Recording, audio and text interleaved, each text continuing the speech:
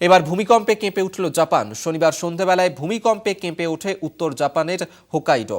Richter স্কেলে কম্পনের মাত্রা ছিল 6.1। কম্পনের উৎস ছিল ভূপৃষ্ঠ থেকে 43 কিলোমিটার গভীরে। কম্পনের জেরে কেঁপে ওঠে উপকূলবর্তী একাধিক শহর, দেখা যায় জলোচ্ছ্বাস।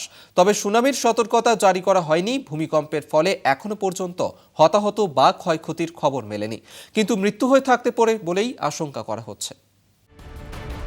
এবার শক্তিশালী ভূমিকম্পে কেঁপে উঠল জাপান।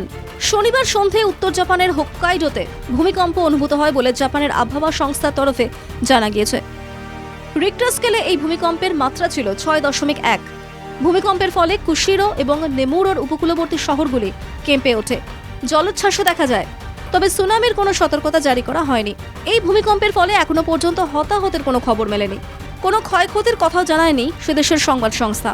মার্কিন যুক্তরাষ্ট্রের জিওলজিক্যাল সার্ভের তরফে জানানো হয়েছে, জাপানের স্থানীয় সময় 10:27 ভূমিকম্প অনুভূত হয়।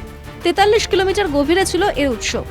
জাতীয় সম্প্রচার মাধ্যম NHK-তে একজন বিশেষজ্ঞ বাসিন্দাদের প্রায় এক সপ্তাহ ধরে এই ভূমিকম্প সম্পর্কে সতর্ক থাকার কথা জানিয়েছিলেন। কোনো হতাহতের খবর না মিললেও মৃত্যুর আশঙ্কা করা হচ্ছে। প্রসঙ্গত, মাঝে মাঝেই জাপানে ভূমিকম্প অনুভূত হয়। ভূমিকম্প প্রবণ অঞ্চলের মধ্যে পড়ে এই দেশ, তাই এদেশে কোনো নির্মাণের কাজের জন্য কঠোর বিধিও রয়েছে, যাতে শক্তিশালী ভূমিকম্প কাটিয়ে ওঠা যায়। এমনকি ভূমিকম্পের প্রস্তুতির জন্য জরুরি ভিত্তিতে নিয়ম করে ড্রিল করা হয় জাপানে। এদিকে গত 6 ফেব্রুয়ারি ভয়াবহ ভূমিকম্পে কেঁপে ওঠে তুরস্ক সিরিয়া।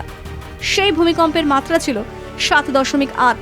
তারপর একাধিকবার আফটার শকে কেঁপে উঠেছে তুরস্ক সিরিয়া। সেখানে এক সপ্তাহেরও বেশি সময় ধরে উদ্ধার কাজ চলেছে। বিভিন্ন দেশ থেকে ত্রাণ ও সাহায্যের হাত বাড়িয়ে দেওয়া হয়েছে তুরস্ক সিরিয়ার দিকে।